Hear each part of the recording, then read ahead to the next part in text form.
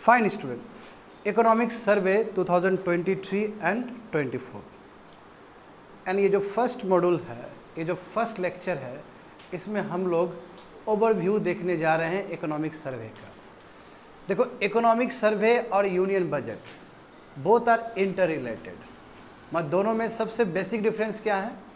Economic survey जो होता है वो प्रीवियस फाइनेंशियल ईयर में क्या क्या हुआ उसके बारे में जानकारी रहता है, बट जो यूनियन बजट है उसमें आने वाले समय में सरकार के द्वारा कहाँ कहाँ इन्वेस्टमेंट किया जाएगा, कहाँ कहाँ पैसा खर्च किया जाएगा, किस तरह पैसा मोबिलाइज किया जाएगा, वो यूनियन बजट में होता है। और दोनों ही, चाहे इकोनॉमिक सर्वे हो चाहे यूनियन बजट हो, दोनों ही मिनिस्ट्री ऑफ फाइनेंस के अंदर होता है। बात समझ गए ना?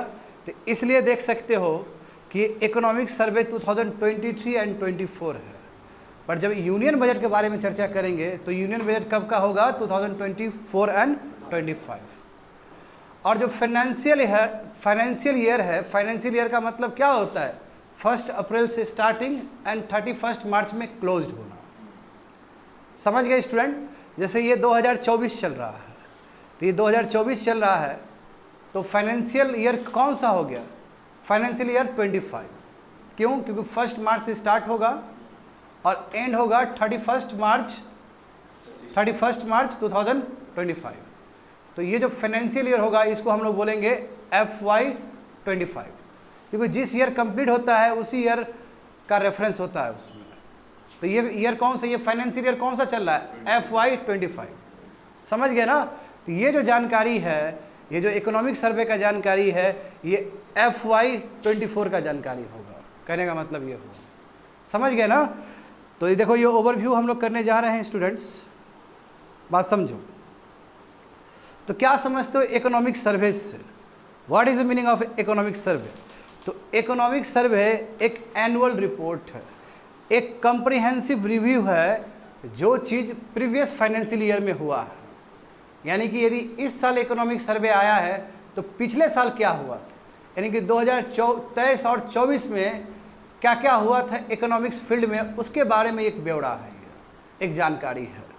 यानी कि दूसरे शब्द में कहा जाए, economic survey official report card है सरकार का फाइनेंशियल परफॉर्मेंस का और स्टेट ऑफ इकोनॉमी का during the ending March 31 of 2024। यानी कि 1 अप्रैल 2023 से लेकर 31 मार्च 2024 तक क्या क्या हुआ है इकोनॉमी में, सरकार ने किस तरह का पॉलिसी और प्रोग्राम चलाया है, ये सभी चीज़ तुमको यहाँ पे देखने को मिलेगा इकोनॉमिक सर्वे में। तो इकोनॉमिक सर्वे और यूनियन बजट के बीच में डिफरेंस समझ गए ना? हाँ। अब यहाँ पे देखो कि आखिर ये इकोनॉमिक सर्वे कौन प्रिपेयर करता है, कौन डिपार्टमेंट प्रिपेयर करता है? तो देखो, मिनिस्ट्री ऑफ फाइनेंस के नीचे department of economic affairs. Ministry of finance के नीचे बहुत सारा डिपार्टमेंट हो सकता है। तो मिनिस्ट्री ऑफ फाइनेंस के नीचे एक जो डिपार्टमेंट है, उस डिपार्टमेंट का नाम है डिपार्टमेंट ऑफ इकोनॉमिक अफेयर्स। अब ये डिपार्टमेंट ऑफ इकोनॉमिक अफेयर्स के अंदर भी बहुत सारे डिवीजन्स हो सकते हैं। डिपार्टमेंट ऑफ इकोनॉमिक अफेयर्स के नीचे 14 डिवीजन होता है, 14 डिवीजन होता है। और 14 डिवीजन में एक जो डिवीजन है, दैट इज इकोनॉमिक्स डिवीजन, वही प्रिपेयर करता है इकोनॉमिक सर्वे को किससे कंसल्ट करके? Chief economic advisor to the government of India. बात समझे? यदि कोई पूछेगा तुम लोग से तो बजट कौन प्रिपेयर करता है, तो बजट प्रिपेयर करता है budget division of the department of economic affairs of the finance ministry. हमने कहा ना कि डिपार्टमेंट ऑफ इकोनॉमिक अफेयर्स के नीचे कितने हैं? 14 डिवीजन्स। 14 डिवीजन में एक डिवीजन यानी कि इकोनॉमिक्स डिवीजन क्या प्रिपेयर किया? इकोनॉमिक सर्वे किया। तो जो बजट डिवीजन है, वो बजट डिवीजन क्या तैयार करता है? यूनियन बजट को तैयार करता है। That is the basic difference. वहाँ यदि जहाँ तक सवाल है डिपार्टमेंट का, तो डिपार्टमेंट सेम ही डिपार्टमेंट है, that is your department of economic affairs. और मिनिस्ट्री भी बिल्कुल सेम ही रहेगा। तो इसलिए हम लोग लूजली कह रहे होते हैं कि निर्मला सीतारमण ही इकोनॉमिक सर्वे को भी प्रेजेंट करती है और निर्मला सीतारमण ही यूनियन बजट को भी प्रेजेंट करती है पार्लियामेंट में। और जो नियम कायदा है, जो रूल्स है, जो कन्वेंशन है, उसके हिसाब से इकोनॉमिक सर्वे यूनियन बजट से एक दिन पहले प्रेजेंट किया जाता है। कन्वेंशन ये है, कई बार 2 दिन भी गैप हो सकता है। बात समझे? देखो it also provides N outlook on future policy. अच्छा ठीक है, तो हम समझे ना इकोनॉमिक सर्वे का मतलब कि पिछले फाइनेंशियल ईयर में क्या क्या हुआ। एट द सेम टाइम उस इकोनॉमिक सर्वे में ये भी बताया जाता है कि आने वाले समय में क्या हो सकता है, फ्यूचर प्रोस्पेक्ट क्या हो सकता है, समझे। और usually ministry of finance present करती है, अभी तो चूंकि निर्मला सीतारमण है, इकोनॉमिक सर्वे निर्मला सीतारमण प्रेजेंट करेगी ठीक एक दिन पहले यूनियन बजट्स, ठीक है, जो नॉर्मल जो कन्वेंशन है। कई बार ये ब्रेक भी हो जाता है, 2 दिन पहले भी होता है कई बार। समझ में आया स्टूडेंट ये चीज़। चलो अब यहाँ पे देखो, तो इस बार का जो इकोनॉमिक सर्वे है 2023 एंड 24, उसमें बहुत कुछ निकल के आया है। और ये जो हम लोग फर्स्ट मॉड्यूल देख रहे हैं, इसमें हम लोग ओवरव्यू पढ़ने जा रहे हैं, और इसी चीज़ को आने वाले समय में 4 मॉड्यूल्स में, मोस्ट प्रोबेबली 4 मॉड्यूल्स में डिटेल्ड फॉर्म में देखेंगे। तो आज का क्लास इकोनॉमिक सर्वे का ओवरव्यू है, और इसी चीज़ को हम लोग आने वाले समय में डिटेल फॉर्म में देखेंगे। आया समझ में। तो यहाँ पे देखो, तो क्या क्या चीज़ निकल के आया है इस बार इकोनॉमिक सर्वे 2023 एंड 24। तो फाइनेंशियल ईयर में FY 24 बोल सकता हूँ ना।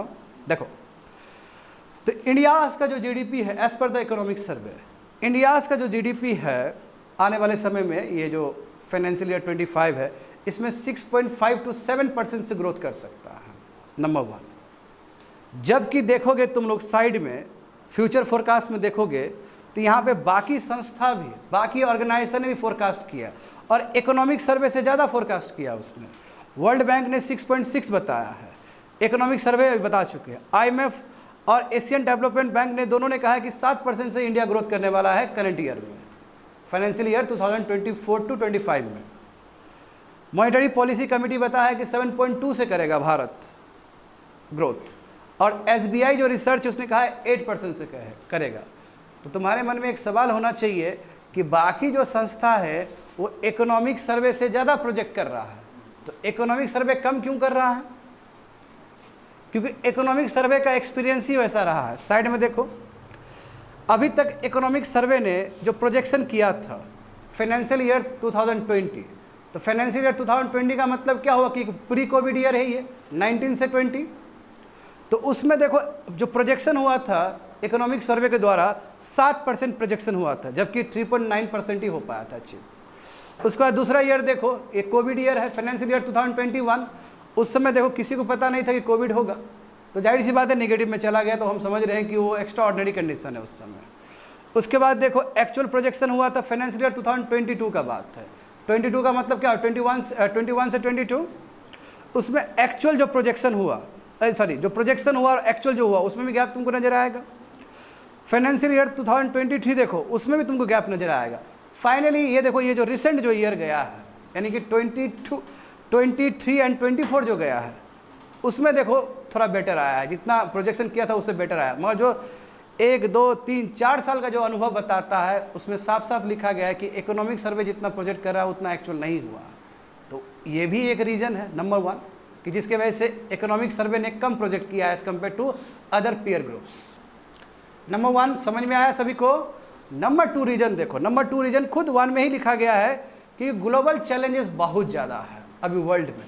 देखो सप्लाई डिसरप्शन हुए कि नहीं हुए हैं, जब से रसिया अटैक किया यूक्रेन पे, इजराइल फलस्तीन का जो चल रहा है, इसकी वजह से जो ग्लोबल चेन सिस्टम है वो डिसरप्ट हुआ, नंबर 1। दूसरी बात है कि ये जो एरा है, ये जो समय है, बहुत ज़्यादा ही डी ग्लोबलाइजेशन का है, क्योंकि in the name of environment standard, in the name of labour standard, इसके वजह से जो नॉन टैरिफ बैरियर है बहुत ही ज़्यादा बढ़ा रहा है बहुत सारा कंट्रीज से।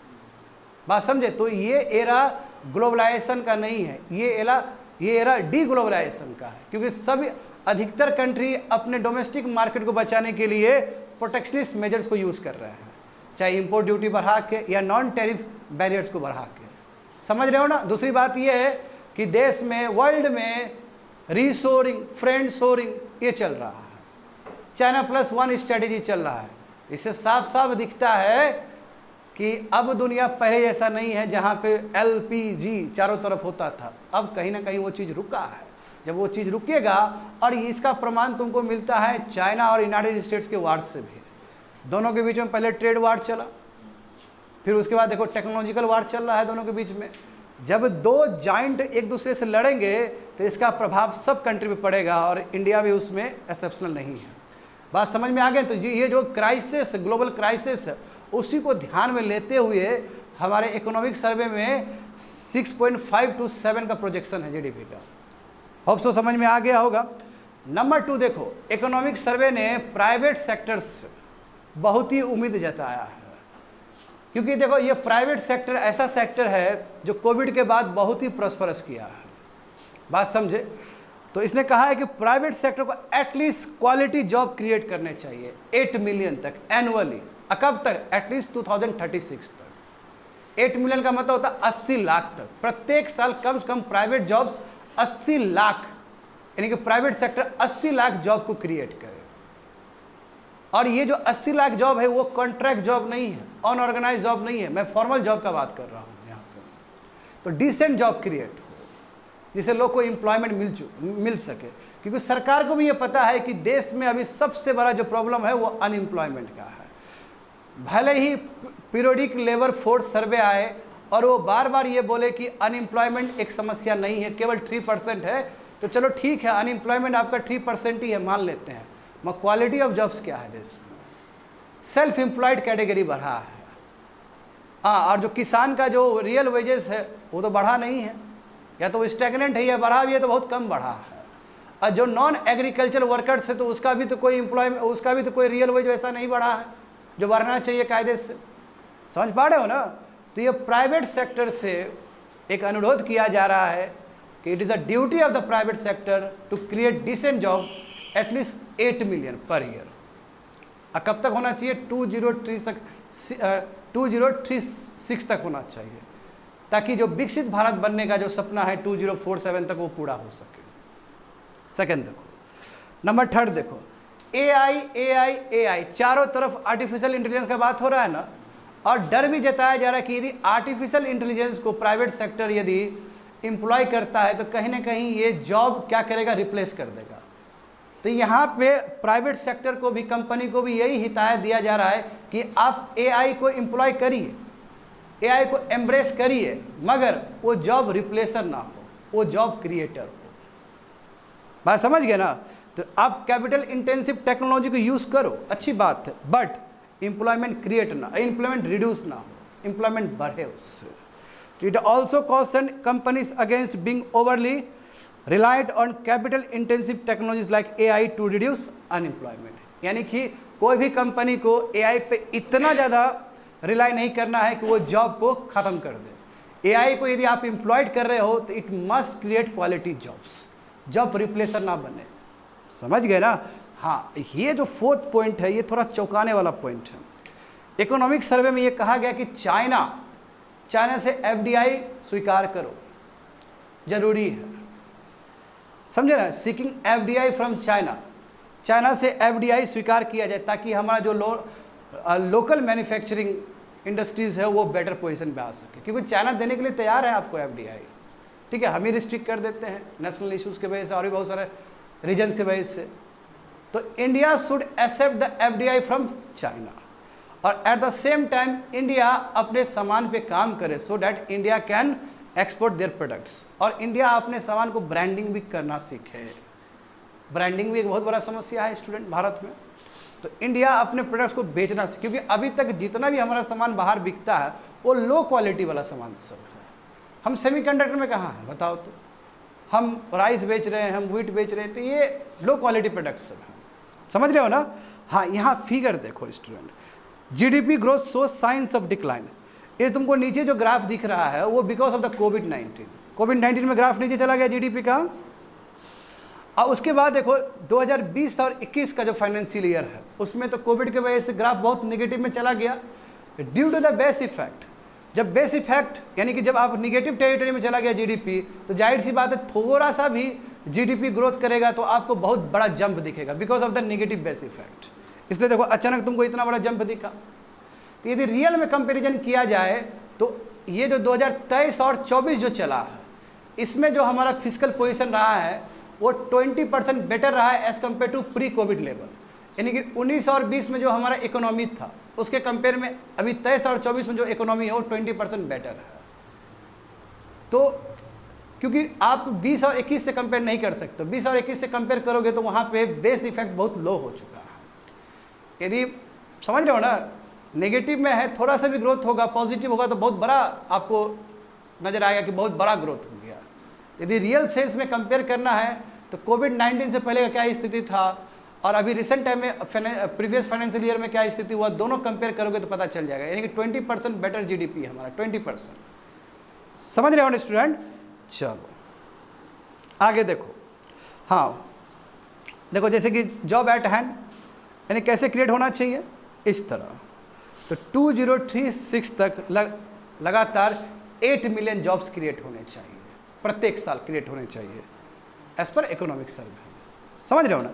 अब यहाँ पे देखो, अब तुम खुद देखो, जो प्राइवेट सेक्टर है उसका जो ग्रोथ है, उसका जो प्रॉफिट है अच्छा खासा हुआ है प्री कोविड ईयर, यानी कि 19-20 से लेके तुम्हारा 22 और 23 तक, ये 4 साल में लगभग जो प्रॉफिट है वो 4 टाइम्स हुआ है।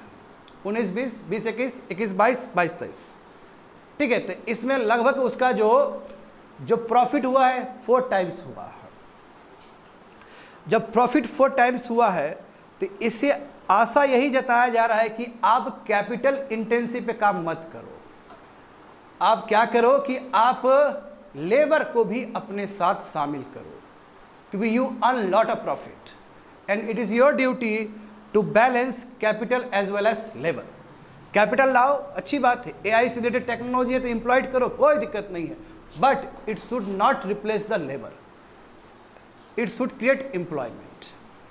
क्योंकि आपने तो बहुत कमा ही लिया, आपका 4 टाइम्स आपने कमाया है 4 साल में, तो आपका भी तो मोरल रिस्पॉन्सिबिलिटी बनता है कि you should create quality job, decent job in this country. समझ रहे हो? तो वही वहाँ पे लिखा गया है, देखो, प्रॉफिट्स हैव हैड क्वाड्रल यानी कि 4 times between financial year 2020 and financial year 2023। Privileging capital over labor is inimical to long-term corporate growth prospect. Business must balance the development of capital and labor. समझ गए ना? केवल कैपिटल, खाली capital ध्यान में देने से नहीं चलेगा, खाली कैपिटल पर ही फोकस करने से नहीं चलेगा। लॉन्ग टर्म ग्रोथ चाहते हो या आगे बिजनेस को आगे बढ़ाना चाहते हो तो you should balance capital as well as labour, दोनों को ही बैलेंस करके चलना होगा। That is the meaning of this sentence. आया समझ में ना? हाँ, क्योंकि केवल वही बोला कि केवल कैपिटल ओवर लेबर को ध्यान दोगे, it is not good for your future growth. Inimical लिखा गया ना, इनिमिकल का मतलब क्या होता है? Not good, against, future growth के लिए ठीक नहीं है। यदि फ्यूचर ग्रोथ के लिए जो बेटर होगा, बेटर जो स्ट्रैटेजी होगा, उसके लिए क्या जरूरी है? कैपिटल और लेबर दोनों को ही बैलेंस करके चले। आया समझ में स्टूडेंट? एक एक वर्ड पे आपको काम करना होगा इकोनॉमिक सर्वे में, समझ रहे हो ना? हाँ देखो, दूसरी बात है जो कॉर्पोरेट सेक्टर है, जो प्राइवेट सेक्टर है, उससे बिल्कुल वही उम्मीद जताया जा रहा है कि एआई जो हो वो लेबर को बढ़ाए, ना बल्कि वर्कर को या लेबर को रिप्लेस करे। हाँ, मैं बार बार बोल चुका हूँ ये चीज़, क्योंकि प्राइवेट सेक्टर से, देखो प्राइवेट सेक्टर से इकोनॉमिक सर्वे उम्मीद कर रहा है कि प्राइवेट सेक्टर क्या फ्रंट पे आए। कि आप कहोगे कि सर प्राइवेट सेक्टर ही क्यों, ऐसा क्या बात है प्राइवेट सेक्टर? तो देखोगे ये रिसेंट 3 ईयर्स में भारत सरकार बहुत ही ज़्यादा कैपिटल एक्सपेंडिचर कर चुकी है and it is a duty of the private sector to crowd in. वो आए, जिस हिसाब से सरकार ने कैपिटल एक्सपेंडिचर पे खर्च किया, जैसे याद होना चाहिए तुम लोग को, रिसेंट टाइम का बजट तो 7.5 लाख करोड़, उसका 10 लाख करोड़, और उसका इस बार का इंटरिम बजट में देखोगे स्टूडेंट तो 11.11 लाख करोड़। यानी कि भारत सरकार तो बहुत ज़्यादा ही कैपिटल एक्सपेंडिचर कर रही है। जब भारत सरकार इतना कैपिटल एक्सपेंडिचर कर रही है तो प्राइवेट सेक्टर से भी तो उम्मीद किया जा सकता है, या उम्मीद किया ही जाएगा। यही कारण तो है कि इस बार 10 लाख करोड़ में बहुत ज़्यादा ऐड नहीं किए, हम केवल 1% ऐड करके हम दिए हैं 11.11 लाख करोड़। अन्यथा 7.5 लाख करोड़ से जो 10 लाख करोड़ का जो जर्नी है वो तो बहुत बड़ा जर्नी है। 10 लाख करोड़ से जो 11.11 लाख करोड़ दिया जाए वो बहुत कम है, क्योंकि प्राइवेट प्लेयर से उम्मीद जताया जा रहा है कि दे विल कम, क्योंकि हम फैसिलिटी जब बना दिए कैपिटल एक्सपेंडिचर करके तो प्राइवेट कैपिटल को वहाँ पे आना होगा, प्राइवेट कंपनी को आना होगा और वो डिसेंट जॉब उसको क्रिएट करना होगा। तो ये चीज़ तुमको यहाँ पे भी दिखेगा, क्योंकि अभी एआई का दुनिया है, अभी एआई का इन्वायरमेंट है, समझे ना।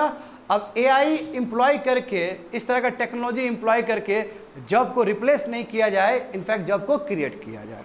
समझ गए स्टूडेंट। यहाँ पे देखो, अब यहाँ पे तुमको ट्रिपार्टाइट कॉम्पैक्ट के बारे में भी समझना होगा। देखो, यदि स्टेट को अनबोर्ड नहीं लिया जाए, यदि स्टेट को शामिल नहीं किया जाए तो जॉब क्रिएट नहीं हो सकता है। So it is the duty of state, centre and private company to come together and create decent jobs.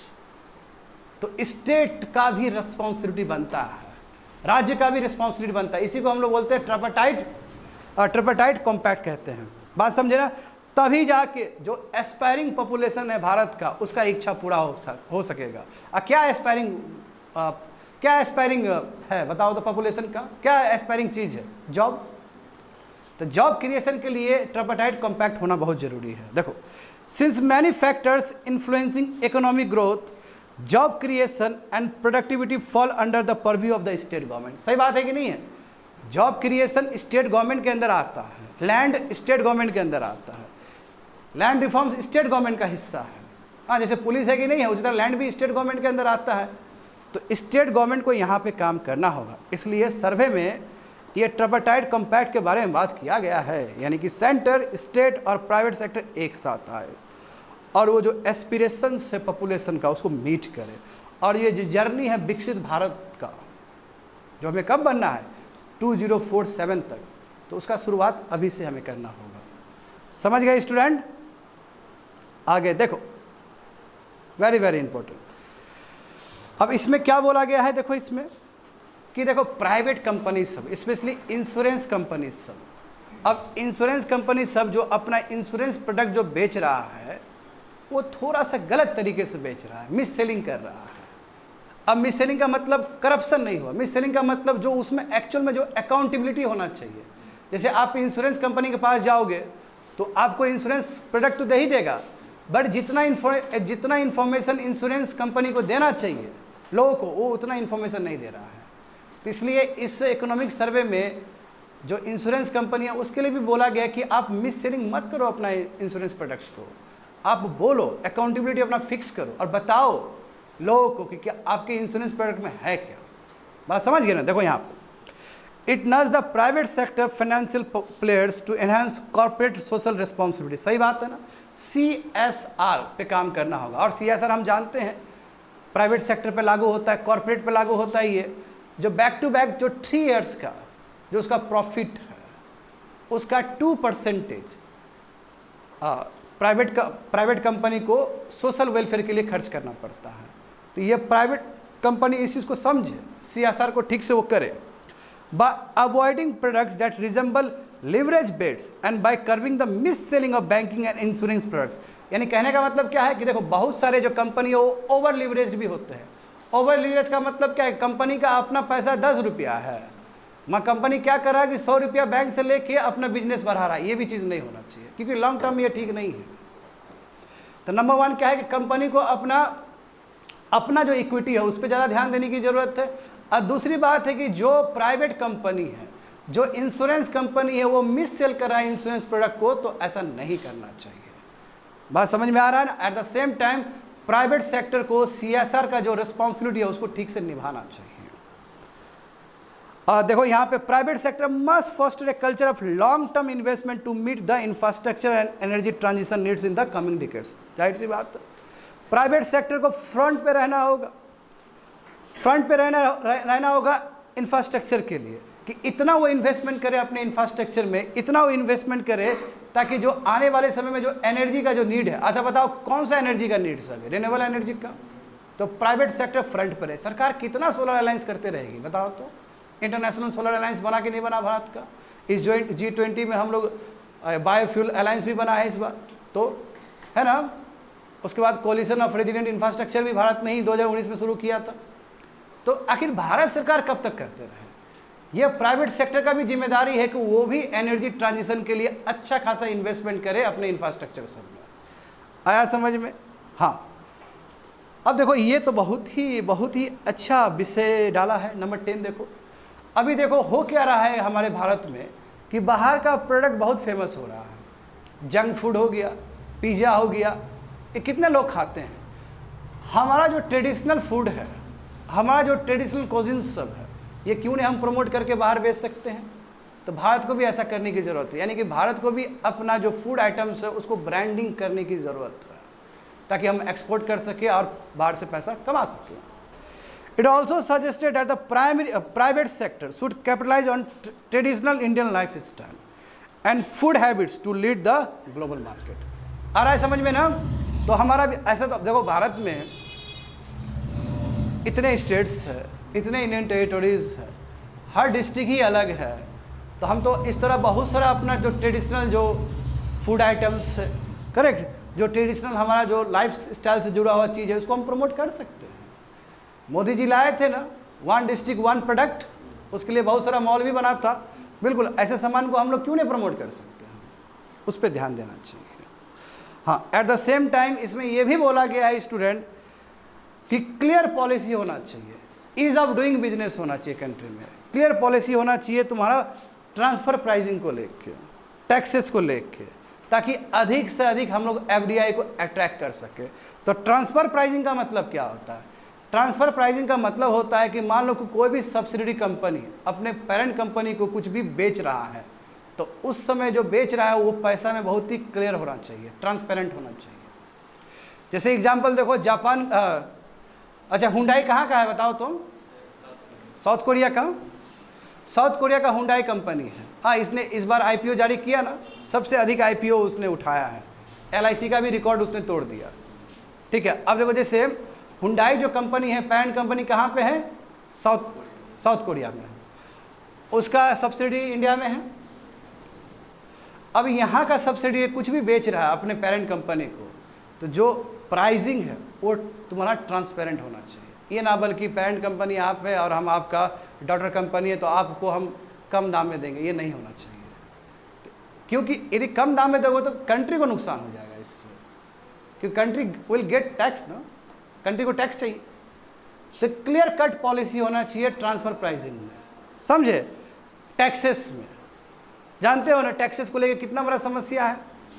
बीच में बहुत सारा टैक्सेस आया था ताकि ई कॉमर्स साइट को भी वो किया जा सके, क्योंकि इन लोगों का हेडक्वार्टर तो यहाँ पे रहता है नहीं, ये डिजिटल कंपनी सब है। तो टैक्सेस को लेके, ट्रांसफ़र प्राइसिंग को लेके क्लियर कट पॉलिसी होना चाहिए। और तुम्हारा एटलीस्ट, हाँ, इंक्लूडिंग इम्पोर्ट ड्यूटीज़ को लेके भी है। यदि मान लो कि अचानक आपने प्रोटेक्शनिस्ट वाल लगा दिया, अचानक आप बहुत ज़्यादा इम्पोर्ट ड्यूटी लगा दोगे तो एफडीआई आने में दिक्कत हो सकता है। इसलिए क्लियर कट पॉलिसी होना चाहिए ताकि आप एफडीआई को अट्रैक्ट कर सको अपने कंट्री में, समझ गए ना? एंड थैंक्स टू एफडीआई भी एक बहुत इंपॉर्टेंट कंपोनेंट है हमारा फॉरेक्स में। जान रहे हो, इस बार रिकॉर्ड एवर फॉरेक्स हुआ है, $646 बिलियन। हाँ, लूजली आप 650 बोल सकते हो, ये अभी तक का सबसे ज़्यादा है, समझ गए ना? यहाँ पे देख सकते हो। हाँ, नंबर 12 देखो, जो रियल जीडीपी है अभी, यानी कि 23 और 24 का, 23 और 24 ही खत्म हुआ है, तो वो 20% अधिक है as compare to pre covid level FY 19 और 20 का। ये तो हम बता चुके हैं। अब देखो 13 में क्या लिखा गया है, बात समझो। सरकार को क्या चाहिए? हाँ, इसमें बोला गया कि लॉन्ग टर्म पॉलिसी स्टेबिलिटी होना चाहिए। जैसे एग्जांपल देखो, अभी भी हमारा भारत 55 to 60% अपना वेजिटेबल ऑयल इंडोनेशिया और मलेशिया पे डिपेंड करता है। तो कितना ज़्यादा पैसा जा रहा है हमारा एग्रीकल्चर कमोडिटी में। जो सबसे अधिक जो पैसा जाता है वो पाम ऑयल में ही जाता है, वेजिटेबल ऑयल में ही जाता है। अभी भी 55 से लेके 60% जो हमारा वेजिटेबल ऑयल है यहीं से आता है, इंडोनेशिया और मलेशिया से आता है। तो ऐसे केस में ज़रूरी है कि ऑयल सीड का जो एक्रिएज है वो बढ़ाएं हम, है ना, उसका एरिया हम बढ़ाएं। और पल्सेस का भी, बिल्कुल पल्सेस, क्योंकि पल्सेस जानते हो ना, बहुत ज़्यादा इन्फ्लेशन हुआ है पल्सेस का रिसेंट टाइम में। और पल्सेस चाहिए प्रोटीन के लिए, एक विकसित भारत के लिए कंट्री में पल्सेस का प्रोडक्शन चाहिए। अभी जितना पल्सेस है तो लगभग नियर सेल्फ सफिशिएंट कह सकते हो, मगर फिर भी 1 और 2 मिलियन टन का कमी हो ही जाता है कंट्री में। कितना है अभी पल्सेस भारत में? 23-24 मिलियन टन के आसपास, कायदे से उससे ज़्यादा होना चाहिए। तो इसलिए पल्सेस का भी प्रोडक्शन बढ़ाने की ज़रूरत है। और दूसरी बात ये है स्टूडेंट कि यहाँ पे मॉडर्न स्टोरेज फैसिलिटी होना चाहिए। ये तो किसान का कब से मांग है ये, और इसके लिए रिसेंट टाइम में मिनिस्ट्री ऑफ फार्मर्स भी, ministry of agriculture and family welfare, उन्होंने भी एफपीओ को रिनोवेट करने का बात किया है। प्रोड्यूसर जाने हो ना, फार्मर प्रोड्यूसर ऑर्गेनाइजेशन, उसको रिनोवेट करें, उसको फिर से सिलसिलेवार तरीके से उसको बेटर करने का प्रयास किया है। तो मॉडर्न स्टोरेज फैसिलिटी होना चाहिए, फॉरवर्ड एंड बैकवर्ड लिंकेज ठीक होना चाहिए एग्रीकल्चर सेक्टर में, समझे। और जिस चीज़ का किल्लत है प्रोडक्ट्स का, वेजिटेबल्स, जैसे वेजिटेबल ऑयल हो गया, पल्सेस हो गया, इसका भी एरिया बढ़ाने की ज़रूरत है, समझे। अब देखो 14 नंबर बहुत ही इंटरेस्टिंग टॉपिक है, बहुत ही इंटरेस्टिंग दिया गया है। आमतौर पे जो आरबीआई अपना मॉनेटरी पॉलिसी यूज़ करती है तो उसके लिए आधार क्या बनाती है? आधार क्या होता है student? Consumer price index combined, CPI. अब सीपीआई के अंदर आप जानते हो कि फूड इन्फ्लेशन भी होता है, फ्यूल इन्फ्लेशन भी होता है। सीपीआई कितना है आपका? 5% के आसपास, समझे, 5.08 दिया गया है। और डब्ल्यूपीआई कितना है? लगभग उतना ही है, 4 और 5 के बीच में होगा डब्ल्यूपीआई, होलसेल प्राइस इंडेक्स। मतलब देखो फूड इन्फ्लेशन, देखो फूड इन्फ्लेशन कितना है? 9%। तुम जानते हो कि सीपीआई में फूड और फ्यूल का कितना वेटेज है? 46% वेटेज। कहने का मतलब यदि फूड का दाम बढ़े तो सीपीआई ऑटोमेटिकली बढ़ जाएगा, ये हुआ इसका मतलब। और अभी कंट्री में फूड इन्फ्लेशन तुम लोग देख सकते हो। मगर देखो कोई भी चीज़ इन्फ्लेशन हो रहा है, जैसे फूड इन्फ्लेशन हो रहा है, तो पहले हमें देखना होगा कि ये डिमांड साइड के वजह से हो रहा है कि सप्लाई साइड के वजह से हो रहा है। तो इकोनॉमिक सर्वे में ये कैटेगरिकली बताया जा रहा है कि देखिए ये डिमांड साइड की वजह से नहीं हो रहा है, ये सप्लाई साइड कांस्टेंट की वजह से हो रहा है कि ठीक ठीक टाइम पे पहुंच नहीं पा रहा है, आदमी डिमांड नहीं कर रहा है। देखो एक होता है डिमांड ड्रिवन इन्फ्लेशन कि हमको भी रेफ्रिजरेटर चाहिए, तुमको भी रेफ्रिजरेटर चाहिए, इसलिए इन्फ्लेशन हो गया। और एक होता है सप्लाई साइड कि रेफ्रिजरेटर ही नहीं बन पा रहा है, वहाँ प्रोडक्शन में ही कमी आ गया, डेट्स कॉल्ड सप्लाई साइड। तो इस बार जो फूड इन्फ्लेशन हो रहा है इस कंट्री में वो सप्लाई साइड कांस्टेंट की वजह से हो रहा है। Are you getting me? समझ पा रहे हो स्टूडेंट? तो इसलिए इस इकोनॉमिक सर्वे में आरबीआई को भी सुझाव दिया गया है कि आप सीपीआई इंडेक्स को मत यूज़ करिए। यदि आपको यूज़ करना है तो आप कोर इन्फ्लेशन को आधार बनाइए। क्या होता है कोर इन्फ्लेशन? कोर इन्फ्लेशन का मतलब होता है स्टूडेंट, पहले चलो कोर इन्फ्लेशन से पहले हेडलाइन इन्फ्लेशन समझो। हेडलाइन इन्फ्लेशन का मतलब होता है जिसमें फूड और फ्यूल सभी चीज़ को ऐड किया जाता है, that is called headline inflation. और हेडलाइन इन्फ्लेशन हम लोग सीपीआई के लिए भी यूज़ कर सकते हैं और डब्ल्यूपीआई के लिए भी यूज़ कर सकते हैं। नॉर्मली हम लोग सीपीआई के लिए ज़्यादा यूज़ करते हैं हेडलाइन इन्फ्लेशन, जिसमें फूड और फ्यूल भी तुम्हारा कंसिडर किया आता है। उसी से आप हेडलाइन इन्फ्लेशन से जब माइनस करते हो फूड और फ्यूल इन्फ्लेशन तो वो आपका कोर इन्फ्लेशन बनता है। तो यहाँ पे इकोनॉमिक सर्वे ये बोलना चाह रहा है आरबीआई को, आरबीआई मॉनेटरी पॉलिसी को, कि अब आप क्या करो कि आप कोर इन्फ्लेशन को आधार बना के अपना रिपो रेट को चेंज करो। क्योंकि देखते हो तुम लोग ये 3-4 साल में जो रिपो रेट 4 था वो बढ़ा के 6.5 हो गया। और 6.5 होने का मतलब क्या है कि अब तुमको मनी इतना इजीली अवेलेबल नहीं होगा बैंक से, क्योंकि bank will charge more interest, क्योंकि रिपो रेट जितना बढ़ेगा उतना ही बैंक रेट बढ़ेगा। सही बात है ना? और इधर आरबीआई किस आधार पे 4 से 6.5 तक ले गई है? ये सोच के कि कंट्री में इन्फ्लेशन है, ये सोच के कि फूड इन्फ्लेशन है। मगर जो फूड इन्फ्लेशन है वो तुम्हारा डिमांड ड्रिवन नहीं है, वो सप्लाई कॉन्स्टेंट की वजह से है। तो पहले तो आपको समझना होगा कि रियल प्रॉब्लम क्या है और किसके वजह से प्रॉब्लम हो रहा है। अभी पैसा चाहिए, अभी इंटरेस्ट कम होना चाहिए ताकि लोगों के पास पैसा पहुँचे, ग्रोथ हो, और आप रिपो रेट बढ़ा के बैठे हुए, ये ठीक नहीं है as per the economic survey. आया समझ में ये चीज़? इसको समझो यहाँ पर। It suggested that RBI Monetary Policy Committee consider an inflation targeting framework excluding food, as higher food prices are often supply induced rather than demand induced। समझ गए ना कि हमें इस तरह का पैरामीटर यूज़ करना है जहाँ पे फूड इन्फ्लेशन का बात ना हो, जिसमें यानी कि कोर इन्फ्लेशन को आधार बना के यूज़ करना है। क्योंकि यदि फूड इन्फ्लेशन भी हो रहा है तो वो तुम्हारा सप्लाई साइड के प्रॉब्लम की वजह से हो रहा है, डिमांड साइड की वजह से नहीं हो रहा है। तो कोर इन्फ्लेशन देखो, अभी कोर इन्फ्लेशन कंट्री में कितना कम है? केवल 3% है। तुम हटा दो फूड और फ्यूल का जो इन्फ्लेशन है उसको हटा दो, क्योंकि वो हाईली वॉलेटाइल है, उसको तुम हटा दोगे हेडलाइन इन्फ्लेशन से फूड और फ्यूल का इन्फ्लेशन तुम हटा दोगे तो you will get core inflation. अब कोर इन्फ्लेशन इस कंट्री में मात्र 3% है। जब कोर इन्फ्लेशन 3% है तो जाहिर सी बात है रिपो रेट 6.5% क्यों है? क्योंकि रिपो रेट बढ़ाते हो इसलिए ताकि इन्फ्लेशन को आप कंट्रोल कर सको, इसलिए ना बढ़ाते हो। तो 6.5 जो है वो गलत है, उसको कम करना चाहिए। Despite the core inflation rate being around 3%, RBI has maintained unchanged interest rate at 6.5% for some time। हाँ, ये सोच के कि बाद में ठीक हो जाएगा। नो, आधार गलत है as per the economic survey. समझ गए स्टूडेंट? हाँ, यहाँ पे समझते हैं। अब देखो, अभी फिस्कल डिफिसिट कितना है? इस बार जो बजट जो आने वाले समय में पढ़ोगे क्लास में, इस बार के बजट में फिस्कल डिफिसिट 4.9% होने वाला है जीडीपी का, 4.9%। ठीक है, इससे पहले कितना था? 5.6 के आसपास था, ऐसे 5 प्लस था तुम्हारा फिस्कल डिफिसिट। और स्टेट के लिए कितना बोला गया? 3% बोला गया है। 3% और plus 0.5% rest of the rare case में स्पेशल कोई काम करना है तो उस समय 0.5 यूज़ कर सकता है फिस्कल डिफिसिट, है ना। हाँ, इंफ्रास्ट्रक्चर डेवलपमेंट करना है तो उस समय कर सकता है।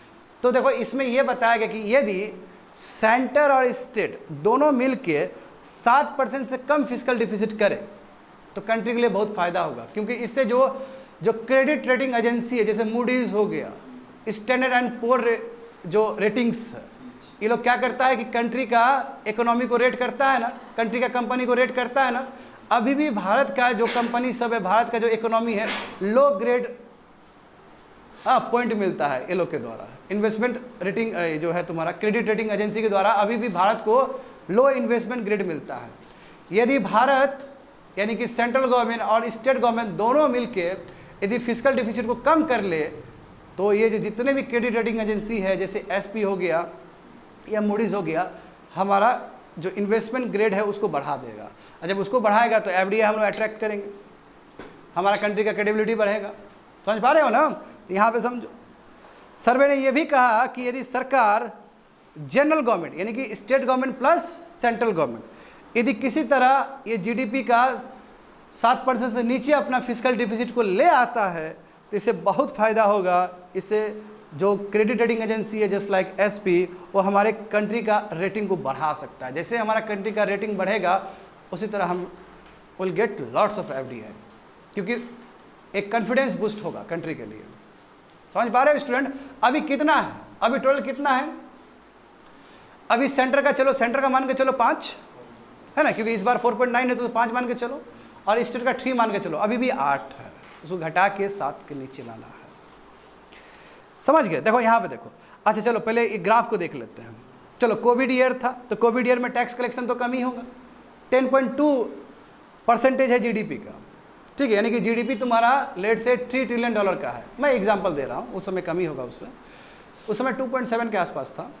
मान लो कि $3 ट्रिलियन का जीडीपी है तो उसमें 10% जो जीडीपी का कंट्रीब्यूशन है वो टैक्स से आता था, direct tax plus indirect tax.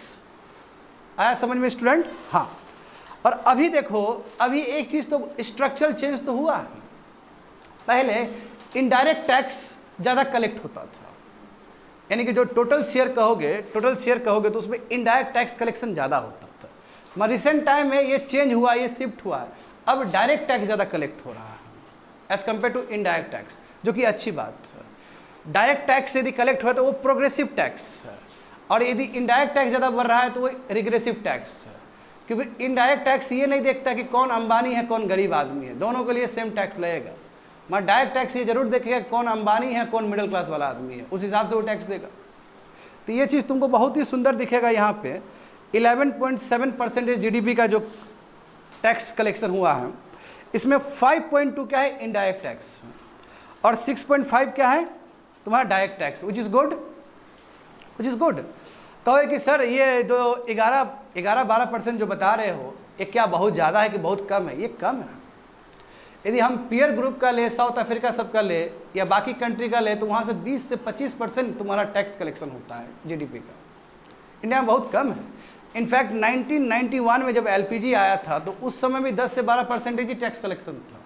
तब से लेकर अभी तक 30-32 साल में जीडीपी का इतना ही टैक्स कलेक्शन है। यदि मैं स्टेट को भी इसमें शामिल कर दूं तो 17 से लेकर 18%, और ये लगभग रिमेन कांस्टेंट है ये 30-35 साल से।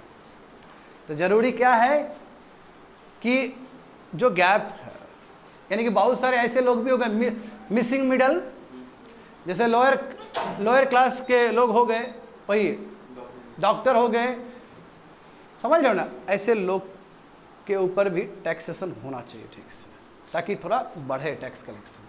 वो डायरेक्ट टैक्स होगा, फिर अच्छी बात है, डायरेक्ट टैक्स जो कमा रहा है वो देगा पैसा। यहाँ पे समझो 16 नंबर समझो, the union government fiscal decline to 5.6% of GDP in financial year 2024। सही बात है ना, यानी कि पिछले बार कहोगे, पिछले बार का जो ईयर हुआ है 23 और 24 का, तो उसमें फिस्कल डिफिसिट कितना 5.6 हुआ, जबकि उससे पहले 22 और 23 में कितना था 6.4 था। तो उस हिसाब से तो सेंट्रल गवर्नमेंट ने कम किया है, और इस बार मैं बोल तो रहा हूँ, इस बार 4.9 है। तो सरकार फिस्कल डिफिसिट कम कर रही है। देखो फिस्कल डिफिसिट कम करना जरूरी है, क्योंकि यही फिस्कल डिफिसिट आने वाले समय में पब्लिक डेब्ट बन जाएगा। अभी भारत में पब्लिक डेब्ट कितना है 81% है। 81% of the GDP is your public डेब्ट। बात समझे। अब पब्लिक डेब्ट में कंपोनेंट्स क्या क्या होते हैं स्टूडेंट? पब्लिक डेब्ट में तुम्हारा या तो इंटरनल कंपोनेंट या एक्सटर्नल कंपोनेंट। एक्सटर्नल कंपोनेंट में आप बाहर से पैसा ले सकते हो, जैसे एक्सटर्नल कमर्शियल बोरोइंग होता है ना, तो सरकार भी तो बोरो करती है, तो आप बाहर से बोरो कर सकते हो, ठीक है। एनआरआई डिपॉजिट हो सकता है, और जहाँ तक जो ह्यूज जो चंक लेते हैं वो हम लोग इंटरनली लेते हैं गवर्नमेंट सिक्योरिटी जारी करके। तो जो इंटरनल जो कंपोनेंट है उसको भी आप दो भागों में डिवाइड कर सकते हो, marketable security and non marketable securities. मैं पब्लिक डेब्ट का बात कर रहा हूँ स्टूडेंट यहाँ पे। तो पब्लिक डेब्ट भी क्या है तुम्हारा, वही जो फिस्कल डिफिसिट हुआ वही ओवर द पीरियड जाके पब्लिक डेब्ट बन जाता है। अभी भी जो सबसे अधिक पैसा जाता है वो तुम्हारा इंटरेस्ट पेमेंट में ही जाता है। पिछले बार हम लोग पढ़े थे स्टूडेंट कि 17 से लेकर 18 पैसा ऐसा ही कुछ वो इंटरेस्ट पेमेंट में जा रहा है। तो ये अच्छी बात नहीं है, और देखो सरकार ने इस चीज़ को समझा और इस बार फिस्कल डिफिसिट को कम किया है, समझे। यहाँ पे देखो, तो while growth in tax collection and a higher than expected transfer from the RBI will provide comfort in managing the fiscal position, the elevated level of public debt remains a concern। देखो कितना सुंदर लिखा गया है यहाँ पे, समझो student. इस बार जानते हो कि ये जो जीएसटी है इसमें भी टैक्स बॉयंसी बहुत ज़्यादा था, इस बार जीएसटी कलेक्शन भी बहुत अच्छा हुआ है। अब दूसरी बात ये है कि आरबीआई का जो सरप्लस, याद करो आरबीआई का जो सरप्लस होता है वो सरकार को ट्रांसफ़र करता है, ठीक है। उसको डिविडेंड नहीं कहेंगे, उसको सरप्लस कहेंगे। तो वो भी तो सरकार को मिला है, यानी कि सरकार के पास इतना पैसा है कि सरकार मार्केट से नहीं उठाने वाली है। तो इससे क्या फ़ायदा होगा? इससे फ़ायदा ये होगा कि फिस्कल डिफिसिट कम होगा, क्योंकि सरकार के पास ऑलरेडी मनी है thanks to the RBI transfer. और दूसरी बात है कि टैक्स कलेक्शन भी बहुत अच्छा हुआ है। अच्छा, जीएसटी टैक्स कलेक्शन अच्छा हुआ तभी तो सेस और सरचार्ज का रेशियो घट रहा है, नहीं तो रिसेंट टाइम में सेस और सरचार्ज कितना बढ़ रहा था 3-4 साल पहले। अभी सेस और सरचार्ज कलेक्शन भी कम स्टेट कंट्री उठा रहा है, इस सेंटर उठा रहा है, समझ रहे हो बात को ना। तो एक तो फायदा क्या है कि जीएसटी कलेक्शन बहुत ही अच्छा है ना, और दूसरी बात है यदि मैं डायरेक्ट टैक्स का बात करूं तो भारत सरकार का जो पैन कार्ड का जो प्रोग्राम था, हाँ एक फॉर्म समथिंग एक एटीएस फॉर्म है, उसके अंतर्गत आप कुछ भी चीज़ खरीदोगे तो पता चल जाएगा। देखते हो ना 50,000 से यदि तुम ज़्यादा ट्रांजैक्शन करोगे तो पैन कार्ड से आपको करना पड़ेगा, तो सरकार को ऑटोमेटिकली पता चल जाएगा। दूसरी बात है कि कुछ भी गोल्ड खरीदने के लिए जाओगे तो वो मार्क से पता चल जाएगा, हॉल मार्क से। तो सरकार ने अपने तरीके से तो बहुत कुछ किया है, ताकि आप यदि डायरेक्ट कुछ करते हो तो पता चल जाए सरकार को। तो सरकार अपने हिसाब से टैक्स का जो ब्रैकेट्स है, टैक्स का जो कलेक्शन है वो बढ़ाने का प्रयास किया है, चाहे वो डायरेक्ट टैक्स हो चाहे इनडायरेक्ट टैक्स हो। और इनडायरेक्ट टैक्स भी हम जानते हैं कि मार्च में बहुत सबसे ज़्यादा कलेक्शन हुआ था, 2 लाख करोड़ हुआ था। इसलिए सरकार के पास पर्याप्त पैसा है, इसलिए फिस्कल डिफिसिट कम होगा। मगर उसके बावजूद भी पब्लिक डेब्ट तो एक मेजर कंसर्न है, क्योंकि पब्लिक डेब्ट का मतलब कि पिछले बार फिस्कल डिफिसिट क्या हुआ था, उससे पहले फिस्कल डिफिसिट क्या हुआ था। पब्लिक डेब्ट मतलब ओवर द पीरियड जो फिस्कल डिफिसिट ऐड हो रहा है। और अभी भी देखोगे भले ही इस बार आपका 4.9% हो फिस्कल डिफिसिट का, मगर जो पिछले बार था कोविड के टाइम में था वो तो ऐड ऑन होगा ना, तो 81% पब्लिक डेब्ट, जो कि 81% भी बहुत ज़्यादा है। रिसेंट टाइम में आईएमएफ का रिपोर्ट आया था तो IMF ने कंसर्न जताया था ना पब्लिक डेट को लेके भारत में, बिल्कुल जताया था। यहाँ पे समझो स्टूडेंट, हाँ, growth in the post pandemic period has been driven significantly by government capital expenditure, no doubt. सही बात है, कोविड के बाद सरकार जो है, सरकार एकदम हरकत में आई है और बहुत ज़्यादा ही कैपिटल एक्सपेंडिचर की है सरकार ने। 7.5 लाख करोड़, 10 लाख करोड़, 11 लाख करोड़ कॉन्स्टेंट, और इस होप में किए कि हम चलो हम इंफ्रास्ट्रक्चर में लगा देते हैं, अब प्राइवेट प्लेयर आएगा और उस चीज़ को फिर कैरी करेगा। जैसे पिछले बार इंटरिम बजट का बात नहीं कर रहा हूँ, बजट तो होता है फ्यूचर के लिए, budget is all about future ना। हाँ, मैं पिछले बार का बात करूँ कि 10 लाख करोड़ दिया गया था, 23 और 24 के यूनियन बजट में 10 लाख करोड़ दिया गया था कैपिटल एक्सपेंडिचर के लिए। और उसमें जानते हो कि रेलवे सेक्टर, हाईवे सेक्टर को अच्छा खासा मिला था, और रेलवे सेक्टर का अपना ही प्रॉब्लम है ऑपरेटिंग रेशियोज को लेकर, ठीक है, इसलिए अधिकतर वो बजट पे ही डिपेंड करता है रेलवे सेक्टर। यहाँ पे समझना होगा हमें कि जब 10 लाख करोड़ दिया गया तो कितना खर्च हुआ था, 9.5 लाख करोड़ हुआ है, 0.5 लाख खर्च नहीं हुआ, यानी कि 10 लाख करोड़ जो दिया गया था उसमें 9.5 लाख करोड़ ही खर्च हुआ। तो वो भी देखोगे पिछले साल से, यानी कि 2023 और 24 में कितना खर्च हुआ, 9.5 लाख खर्च हुआ। उससे एक ईयर पीछे देखोगे तो उसके कंपेयर में ये तुम्हारा 28% ज़्यादा खर्च है कैपिटल एक्सपेंडिचर में। आ रहा है समझ में क्या बोलना चाह रहे हैं? जब 10 लाख करोड़ आपके बजट में दिया गया है तो 10 लाख करोड़ खर्च नहीं हुआ, 9.5 लाख करोड़ खर्च हुआ है। तो पिछले साल कंपेयर किया जाए, ये 22 और 23 से कंपेयर किया जाए तो ये 28% का ग्रोथ है कैपिटल एक्सपेंडिचर में, कैपेक्स में, समझ गए? जो कि अपने आप बहुत ज़्यादा अमाउंट है, जो प्री कोविड लेवल में जो कैपिटल एक्सपेंडिचर में जो खर्च होता था उसके कंपेयर में 3 टाइम ज़्यादा है उसके टाइम। और यदि मैं जीडीपी के हिसाब से कहूँ तो उस समय कैपेक्स में जो खर्च होता था वो 1.7% था जीडीपी का, और जो अभी हुआ है वो लगभग तुम्हारा उसका डबल है। तो कह सकते हो कि भारत सरकार की तरफ से कोई कसर नहीं है। भारत सरकार क्या कर रही है, अधिक से अधिक पैसा कैपिटल एक्सपेंडिचर में खर्च कर रही है। यहाँ पे देखो स्टूडेंट, यहाँ पे देखो, अच्छा पहले फिस्कल डिफिसिट देख लो तुम लोग 20 और 21 में, करेक्ट, 20 और 21 कोविड ईयर है ये, हाँ 9.2%। जाहिर सी बात है फिस्कल डिफिसिट बढ़ेगा ही बढ़ेगा, है ना, सरकार को कर्ज लेना ही पड़ेगा। दूसरा देखो 21 और 22 थोड़ा कम हुआ 6.7, उसका देखो 22 और 23 6.4, और इस बार का देखो क्योंकि वो ईयर बीत चुका है 23 और 24 तो कितना आया 5.6 आया। अच्छी बात है कि इस बार जो इकोनॉमिक सर्वे है वो तुम्हारा फाइनेंशियल ईयर के बाद आया है, तो इसमें और एक्यूरेसी होगा उस फाइनेंशियल ईयर का। अन्यथा क्या होता था कि इकोनॉमिक सर्वे बजट से पहले आता था। इस बार चूंकि इलेक्शन ईयर था तो इकोनॉमिक सर्वे उस समय नहीं आया, जनवरी में नहीं आया है। ये इकोनॉमिक सर्वे पूरा फाइनेंशियल ईयर कवर होने के बाद आया है, तो हम कह सकते हैं कि पूरा एक्यूरेट डेटा है इसके पास 12 मंथ का। तो ये जो 5.6 है ये एक्यूरेट डेटा है क्योंकि वो ईयर खत्म हो चुका है, प्रीवियस फाइनेंशियल ईयर। और दूसरी बात देखो जीडीपी भी देख सकते हो स्टूडेंट्स, है ना, नेगेटिव टेरिटरी में चला गया था ना कोविड टाइम में, उसका देखो because of the negative base effect 9.7 हो गया है। ये नेगेटिव बेस इफेक्ट की वजह से कि अचानक आपको जीडीपी में ग्रोथ दिखेगा। उसका फिर 7 और भी 8.2, तो ये 8.2 को जब कंपेयर करोगे तुम प्री कोविड लेवल से, तुमको पता चलेगा 20% का बढ़ोतरी हुआ है, समझ गए? तो देखो यहाँ पे, अच्छा हम लोग स्टार्टिंग ही किए थे इस चीज़ को लेके कि इकोनॉमिक सर्वे ने कहा है कि भारत का जो जीडीपी जो ग्रोथ होगा 6.5 से लेके 7 होगा, इसी से स्टार्ट किए थे। तो इसका रीज़न देखो यहाँ पे बताया गया है कि जो फ्यूचर का जो ग्रोथ है वो पूरी तरीके से डिपेंड करता है जियो इकोनॉमिक फ्रेगमेंटेशन को लेके, यानी कि जो वर्ल्ड में जो चल रहा है तुम्हारा सप्लाई साइड जो डिसरप्शन जो चल रहा है उस पर काफ़ी हद तक निर्भर करता है। और जिस तरह कंट्री के बीच में जो ट्रस्ट डिफिसिट है, एक कंट्री दूसरे कंट्री को पसंद नहीं कर रहा है, तुम देखो ना पूरी तरीके से कंट्री बट रहा है, चाइना रसिया एक तरफ, उधर देखो वेस्ट एक तरफ, ईरान अलग थलग, तो पूरा वर्ल्ड एकदम अलग स्थिति में गुजर रहा है, कह सकते हो ग्लोबल डिसऑर्डर है ये। तो ऐसे स्थिति में देखो, और ये डी ग्लोबलाइजेशन बना रहा है, क्यों? कि लगभग 3000 से अधिक ट्रेड रिस्ट्रिक्शन और ट्रेड रिस्ट्रिक्शन तुम्हारा इंट्रोड्यूस किया गया 2023 में, तो इससे हम भी प्रभावित होंगे, भारत भी प्रभावित होगा इससे। इसलिए ये जो समय है ग्लोबलाइजेशन का नहीं है, ये समय डी ग्लोबलाइजेशन का है।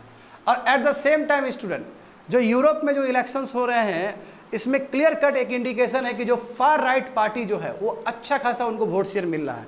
ये भी एक इंडिकेशन है कि फार राइट पार्टी वाले जो लोग होंगे उन लोगों का आइडियोलॉजी क्या होगा, कंट्री फर्स्ट, बाहर से सामान नहीं लेना है, हमको डोमेस्टिक मैन्युफैक्चरिंग करना है। अब भारत ने भी तो किया है ना, विकसित भारत, चलो विकसित भारत तो चलो 2047 का आत्मनिर्भर भारत, आत्मनिर्भर भारत मेक इन इंडिया के लिए हम PLI स्कीम चलाएं ना, प्रोडक्शन लिंक इंसेंटिव, उसमें भी तो हम लोग क्या किया, इंपोर्ट ड्यूटी बढ़ाया है। तो हर कंट्री ही प्रोटेक्शनिस्ट मेजर के साथ आगे बढ़ रहा है, समझ रहे हो। तो इसलिए एरा डीग्लोबलाइजेशन का एरा है। देखो जो इमर्जिंग टेक्नोलॉजी है just like AI, it can become your differentiator. जो कंट्री AI पे काम करेगा, जो कंट्री है ना सेमीकंडक्टर पे काम करेगा, वो कंट्री ऑटोमेटिकली बहुत आगे बढ़ जाएगा। तो इमर्जिंग टेक्नोलॉजी क्या है, ये डिफरेंशिएटर है अनडाउटली। इसलिए देखो, और प्लस ये है कि जो भी प्लानिंग है, प्लानिंग ऐसे नहीं चलने वाला है, प्लानिंग में आपका क्लाइमेट स्ट्रेटजी भी होना चाहिए। अब क्लाइमेट को आप अलग नज़र से नहीं देख सकते हो। आप जो भी काम करना चाहते हो, जो भी बिजनेस करना चाहते हो, जो भी एक्टिविटी करना चाहते हो, जो भी इकोनॉमी का ग्रोथ करना चाहते हो, क्लाइमेट स्ट्रेटजी उसमें होना जरूरी है, क्योंकि वर्ल्ड क्लाइमेट चेंज को लेकर सफ़र कर रहा है। बात समझ गए ना। और ये G20 की प्रेसिडेंसी में भी ये बात को रखा गया था, और इस बार जो दुबई का जो हुआ है कॉन्फ्रेंस, उसमें भी ये बात रखा गया था। तो emerging technology is a differentiator, and integrating climate strategy into policy planning will have implications for growth and development. हाँ, क्लाइमेट स्ट्रेटजी को हमें लेके चलना होगा अपने प्लानिंग में ही, ताकि फ्यूचर ग्रोथ हो सके, सस्टेनेबल ग्रोथ हो सके, अच्छे से ग्रोथ हो सके। इंडिया को दोनों में ही ध्यान देना होगा, दोनों ही पॉलिसी पे ध्यान देना होगा, शॉर्ट टर्म पॉलिसी और मीडियम टर्म पॉलिसी। जैसे एग्जांपल देखो, आखिर जॉब क्रिएट क्यों नहीं हो रहा है? तो जॉब क्रिएट हो, प्राइवेट सेक्टर को वो किया गया कि आप कम से कम 8 मिलियन जॉब क्रिएट करिए। जो समस्या है, क्योंकि सरकार को पता है कि एम्प्लॉयमेंट बहुत बड़ा कंसर्न है अभी कंट्री के लिए, बहुत बड़ा कंसर्न है। तो उसके लिए शॉर्ट टर्म और मीडियम टर्म के हिसाब से हमें चलना होगा। हमें प्रोडक्टिव एम्प्लॉयमेंट, वो बाबू प्रोडक्टिव डिसगाइज एम्प्लॉयमेंट नहीं, इनफॉर्मल एम्प्लॉयमेंट नहीं, हमें डिसेंट एम्प्लॉयमेंट क्रिएट करने की जरूरत है, जिसमें सोशल सिक्योरिटी हो, जिसमें अलाउंसेस हो। बात समझ। और ये जो स्किल गैप है, देखो बच्चे लोग पढ़ के निकल जाते, कोई स्किल ही नहीं है, इसलिए more and more vocational training होना चाहिए, more and more vocational institute होना चाहिए। और ये जो बॉटल नेक्स, ये जो बैरियर है जिसकी वजह से MSME आगे नहीं बढ़ पा रहा है, वो सब चीज़ रिमूव होना चाहिए। और MSME को भी फाइनेंशियल इंक्लूजन होना चाहिए बैंक के साथ, ताकि वो बैंक के साथ जुड़ सके और वो पैसा ले सके और अपना इंडस्ट्री को आगे बढ़ा सके। क्योंकि जानते हो कि MSME is the main sector in providing jobs. और मैं जब MSME का बात कर रहा हूँ तो MSME केवल मैन्युफैक्चरिंग तक सीमित नहीं है। MSC, हाँ बिल्कुल, MSME क्या है तुम्हारा, सर्विस सेक्टर के भी इक्वली एप्लीकेबल है, समझ गए ना। Eight the same time tackling inequality and managing देखो गिनी कोएफिशिएंट बढ़ रहा है कि नहीं बढ़ रहा है इस देश में, रोज ही ऑक्सफॉर्म रिपोर्ट आ रहा है जी, रोज ही अलग अलग रिपोर्ट आ रहे हैं, और उसमें कैटेगरिकली ये बोला गया है कि भारत गिनी कोएफिशिएंट की ओर और बढ़ रहा है तेजी से, समझ रहे हो ना। अंबानी का शादी हुआ, देखे ना कितना फुटेज मिला जी, साफ साफ दिखता है कि हम लोग चाह के भी नहीं कर सकते वैसा। क्यों? क्योंकि गिनी कोएफिशिएंट बहुत ज़्यादा बढ़ चुका है। No, we can not emulate the weddings of Ambani, नहीं कर सकते, कॉपी नहीं कर सकते हो आप। इस कंट्री में मिडिल क्लास वाला का स्थिति बहुत ज़्यादा खराब हो गया है, बहुत ज़्यादा ही खराब हो गया है। कभी भी BPL कैटेगरी में जा सकता है मिडिल क्लास वाले लोग से, पैसा ही नहीं है जेब में लोग का, समझ रहे हो ना। तो ऐसे स्थिति में क्वालिटी जॉब्स और yes clean transition, renewable energy, समझे, रिन्यूएबल एनर्जी पे काम करना होगा। अच्छा, आप बताएं, इस इकोनॉमिक सर्वे में एक चीज़ जो है वो थोड़ा गड़बड़ है, हालांकि बहुत सारे लोग नहीं मानेंगे इस चीज़ को। इसने इस बात को डिसमिस किया, जो अभी एक्सपर्ट लोग बोल रहे हैं ना कि जो हाउस होल्ड है वो बहुत ही डिस्ट्रेस में है, मिडिल क्लास, जो अभी जस्ट बोले हम तुमको, मिडिल क्लास वाले लोग बहुत ही डिस्ट्रेस में है, ये बात को इस इकोनॉमिक सर्वे ने खारिज कर दिया, जबकि ये बात सत्य नहीं है डिस्ट्रेस में है। हम लोग रात दिन तो एडिटोरियल्स पढ़ ही रहे हैं यहाँ पर, और पढ़ भी रहे हैं, देख भी रहे हैं। तो इस चीज़ को खारिज कर दिया इकोनॉमिक सर्वे ने कि हाउस होल्ड डिस्ट्रेस नहीं है। यदि हाउस होल्ड डिस्ट्रेस रहता तो कैसे तुम्हारा उसका जो सेविंग्स है ना, उसका जो सेविंग्स है कैपिटल मार्केट में कैसे बढ़ रहा है, कैसे डीमैट अकाउंट खुल रहे हैं, ये इसका अपना तर्क है। मैं जानते हो कि यहाँ पे डिबेट हो सकता है, इस जगह पे। हाँ समझ गए ना? तो क्या लिखा गया? Pointing to their savings flooding into the housing and capital market. जिस तरह हाउसिंग में जा रहा है पैसा, वही रियल इस्टेट मार्केट जो है ना, रियल इस्टेट जिस तरह जा रहा है, कंस्ट्रक्शन सब में, जिस तरह तुम्हारा कैपिटल मार्केट डीमैट अकाउंट खुल रहे हैं। अब डीमैट अकाउंट ही का देखो, 4 साल पहले 4 करोड़ डीमैट अकाउंट था, अभी देखो 16 करोड़ हो गया। तो यू सी द डिफरेंस। तो इकोनॉमिक सर्वे कह रहा है कि गलत बात है कि हाउस होल्ड डिस्ट्रेस में है, बिल्कुल भी नहीं है। यदि हाउस होल्ड डिस्ट्रेस रहता तो कैसे सेविंग्स सब मोबिलाइज होता हाउसिंग की तरफ और कैपिटल मार्केट की तरफ। तो ये कॉइन का एक साइड है। हाँ देखो इसमें ये बात तो रखा गया है स्टूडेंट, देखो यहाँ पे cost for concern GBA for agriculture forestry and fishing at basic price. हाँ ये तुम्हारा दिखाया गया, देखो कोई ज़्यादा ग्रोथ तुमको नहीं नज़र आ रहा है, ओनली 1.4%। इसलिए एग्रीकल्चर और allied sector it can be a big potential, यानी कि ये बहुत बड़ा पोटेंशियल हो सकता है जॉब क्रिएशन में। तो इसी के लिए इसी बार रिसेंटली एफपीओ के लिए न्यू रूल्स और रेगुलेशंस लाया गया मिनिस्ट्री ऑफ एग्रीकल्चर के द्वारा, है ना, शिवराज चौहान जी के द्वारा। इसमें बोला गया कि एफपीओ फिर से रिनोवेट होगा, क्योंकि जितने भी 7000 ब्लॉक है भारत में, है ना, 7000 ब्लॉक है टोटल, हर जगह पे ही एफपीओस को किया जाए। कम से कम एक एफपीओ में 500 मेंबर्स होने चाहिए। और एफपीओस यदि बढ़ेगा, मजबूत होगा, तो फार्मर्स के लिए बार्गेनिंग पावर बढ़ेगा। समझ रहे हो ना, बार्गेनिंग पावर बढ़ेगा। जो इनपुट है चाहे आउटपुट हो, दोनों पे ही इम्पैक्ट पड़ेगा फार्मर्स को। देखो वही चीज़ वहाँ पे। और दूसरी बात यह है कि मार्केट इंटेलिजेंस को भी इम्प्रूव करने की ज़रूरत है। बताओ, फार्मर को खुद पता ही नहीं है कि क्या सामान बेचना है, और वो राइस उगाया जा रहा है, व्हीट उगाया जा रहा है, और मार्केट में डिमांड कुछ और है। ये भी तो नहीं होना चाहिए। यानी आप मार्केट इंटेलिजेंस कैसे स्ट्रांग करोगे? वही एफपीओस को ला के। और दूसरी बात है कि यस वाइब्रेंट डेरिवेटिव्स मार्केट होना चाहिए, यानी कि वो लोग को कॉन्ट्रैक्ट जो है, कॉन्ट्रैक्ट जैसे एक फार्मर और एक प्राइवेट सेक्टर के बीच में आया दोनों। जैसे देखो ये जो चिप्स बनता है लेस का, वो एग्जाम्पल है डेरिवेटिव मार्केट का, कि दोनों के बीच में क्या हुआ, समझौता हो गया, और उसके बाद वो चिप्स के लिए, लेस के लिए जो भी आलू उगाएगा उसी को मिलेगा, and they will get good money. तो इस तरह का व्यवस्था होना चाहिए। चलो ठीक है, गुजरात के ही फार्मर्स को मिलता है ये अधिकार, बाकी फार्मर्स को भी मिले इस तरह का चीज़, तो मज़ा आएगा। समझ रहे हो ना ये चीज़? करेक्ट करेक्ट, हाँ बिल्कुल सही बात है। ट्री फार्म जो एक्ट है जिसके लेके प्रोटेस्ट हुआ, बाद में उसको खारिज कर दिया गया, इसमें वो था, मगर उसमें प्रॉब्लम क्या था? उसमें प्रोटेक्शन नहीं था जिस लेवल पे प्रोटेक्शन होना चाहिए फार्मर्स को लेकर। क्योंकि एक कॉर्पोरेट और फार्मर के बीच में जब कोई डिस्प्यूट होगा तो कौन जीतेगा? कॉर्पोरेट जीतेगा जी। फार्मर कैसे जीतेगा? कॉर्पोरेट जीतेगा। अरे वो दूसरा विषय है। हमेशा फार्मर को एसडीएम को अधिकार दिया गया, तो फिर एसडीएम से हटा के फिर डीएम को अधिकार दिया गया वो चीज़, कि कोई भी डिस्प्यूट होगा, हालांकि वो खारिज हो चुका है, मगर जो बात है प्राइवेट सेक्टर और कॉन्ट्रैक्ट का, उसमें था उस एक्ट में, मगर चूँकि उसमें इतना लकूना था, उसमें इतना प्रॉब्लम था, इसलिए पूरा खारिज हो गया 3 एक्ट। एनीवे देखो यहाँ पे समझो, agriculture and allied sector can be potent engine for growth and employment if only we can consolidate fragmented land holding. क्यों नहीं कोऑपरेटिव किया जा सकता है यहाँ, है ना? कोऑपरेटिव वाला अप्रोच यहाँ पे लगाया जा सकता है ना? मार्केट इंटेलिजेंस को ठीक किया जा सकता है, और वाइब्रेंट डेरिवेटिव मार्केट का डेवलपमेंट किया जा सकता है। और ये सब कौन करेगा? एफपीओस। इसके लिए भारत सरकार एफपीओस पे कुछ ज़्यादा ही काम कर रही है। हाँ दूसरी बात है कि लैंड जो है किसके अंदर आता है? स्टेट के अंदर आता है। तो it is a duty of the state to have land reforms, क्योंकि भारत आज़ाद हुआ 1947 में, और तब से लेके 2 समस्या जो हमेशा पेरेनियल है, वो लैंड रिफॉर्म्स और लेबर रिफॉर्म्स। तो लैंड रिफॉर्म्स करने की भी जरूरत है। अब इसके लिए स्टेट को आगे आना होगा, क्योंकि ट्रिपार्टाइट कॉम्पैक्ट के हिसाब से देखोगे तो state is also one of the most important stake holder in creating jobs. समझ गए? तो देखो यहाँ पे यदि हम ड्रैकोनियन लॉज को ख़त्म करें लैंड से रिलेटेड, तभी हम लोग स्पेस दे पाएंगे फैक्ट्रीज़ के लिए, और उससे मैन्युफैक्चरिंग होगा, और मैन्युफैक्चरिंग होगा तो एम्प्लॉयमेंट होगा। देखो आपको मैन्युफैक्चरिंग पे काम करना पड़ेगा। अभी भी मैन्युफैक्चरिंग देखो ना, 16 से लेकर 17% है उसका जीडीपी में कंट्रीब्यूशन।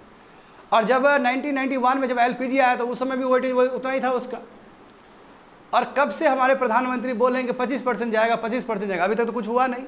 मेक इन इंडिया आया, उसके लिए PLI स्कीम हुआ, उसके बाद भी इसका वेटेज बढ़ा नहीं। इनफैक्ट अभी जो रिसेंट जो डेटा है वो कहता है कि जो एम्प्लॉयमेंट था मैन्युफैक्चरिंग वो घटा है पहले से।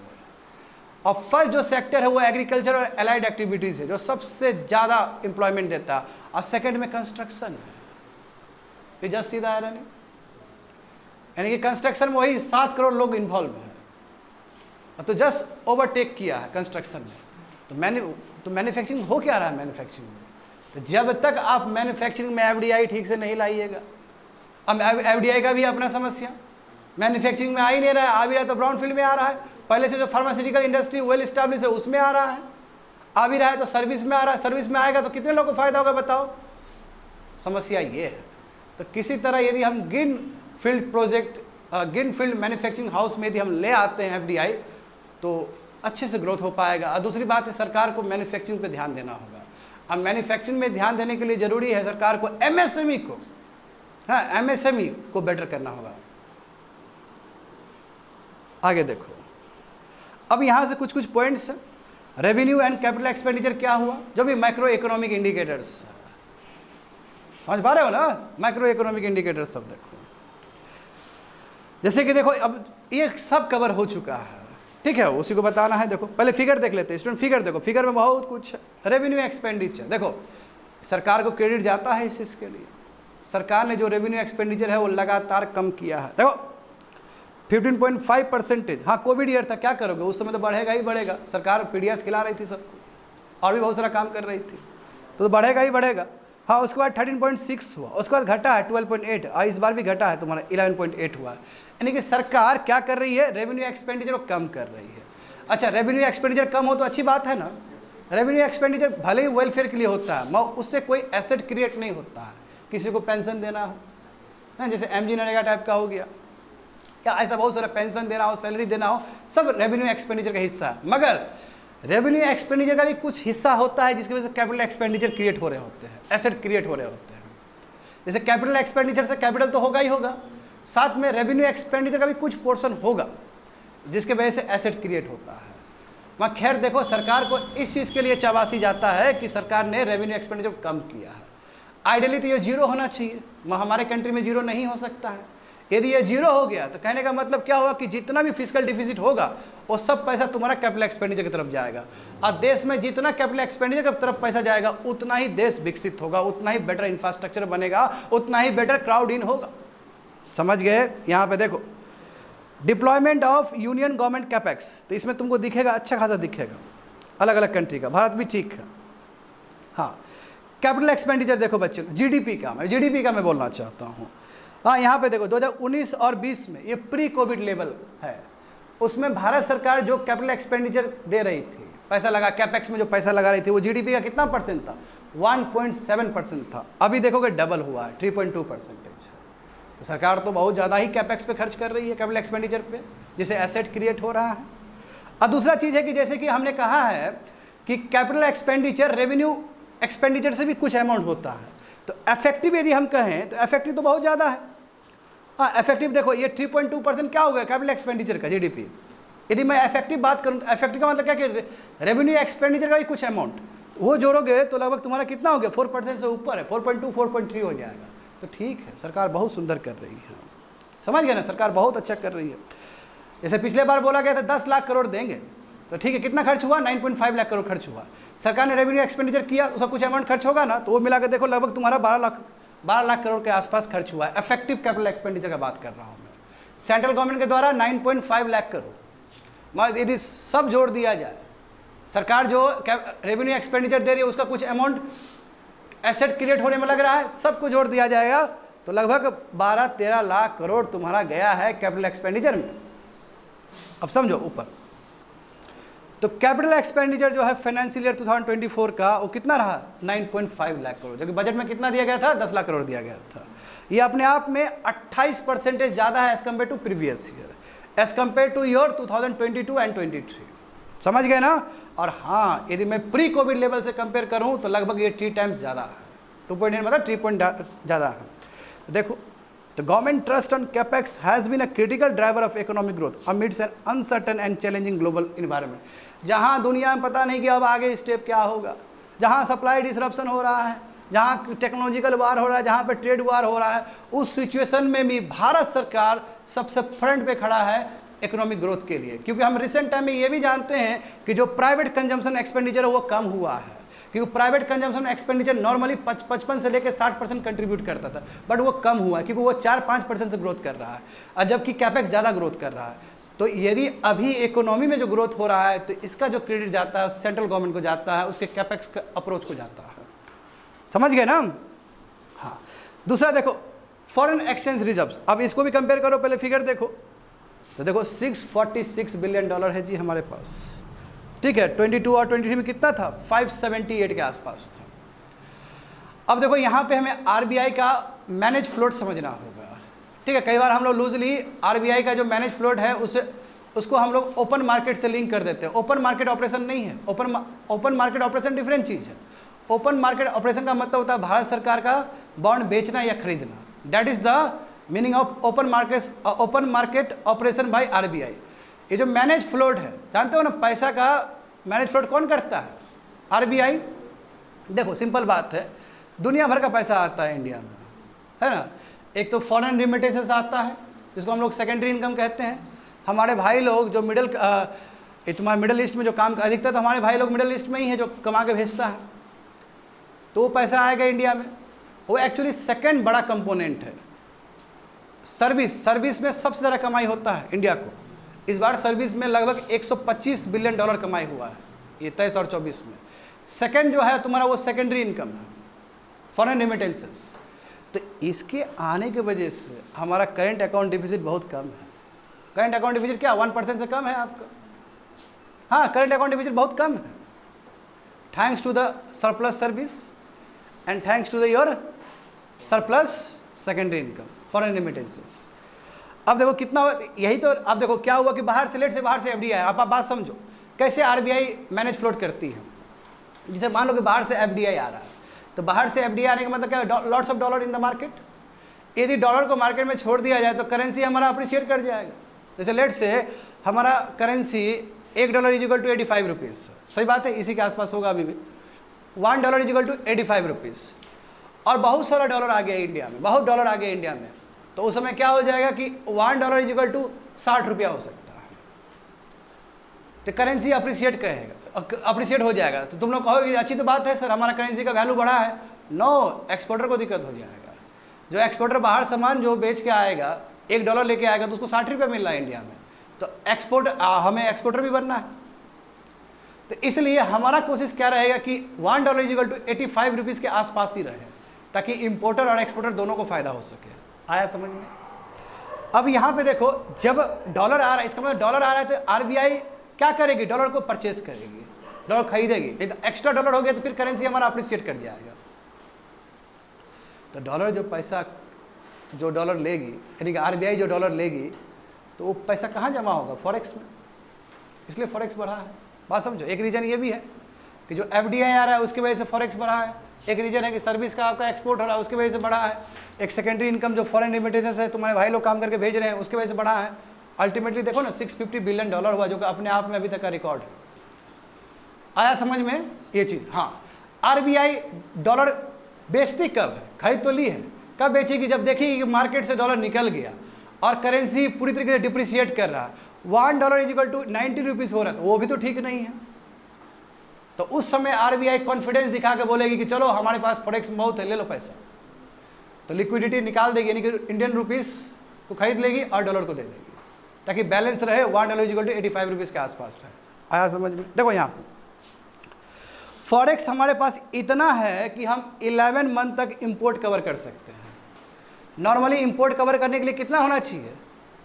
नॉर्मली फॉरेक्स कितना होना चाहिए इंपोर्ट कवर करने के लिए? 10 मंथ तक का। हमारे पास $650 बिलियन के आसपास है कि हम 11 मंथ तक आराम से सामान मंगवा सकते हैं, पैसा बिना दिए हुए भी। बड़ी बात। कितना होना चाहिए एटलीस्ट फॉरेक्स? हाँ, 10 मंथ के लिए होना चाहिए। तो 11 मंथ तक के लिए हमारे पास है। चलो बढ़िया बात है। दूसरी बात है कि जो इंडियन करेंसी है वो लेस वॉलेटाइल है। देखो मात्र 2% से वॉलेटाइल है वो, यानी कि जो अभी $1 इज इक्वल टू 85 रुपीज़ बोल रहे हो ना, तो या तो मुश्किल से वो 83 होगा या मुश्किल से 87 के आसपास होगा, ऐसे ही कुछ। मैं बाकी करेंसी देखो, बाकी करेंसी कितना फ्लक्चुएट कर रहा है। देखो अब ब्रिटिश पाउंड देखो माइनस में है।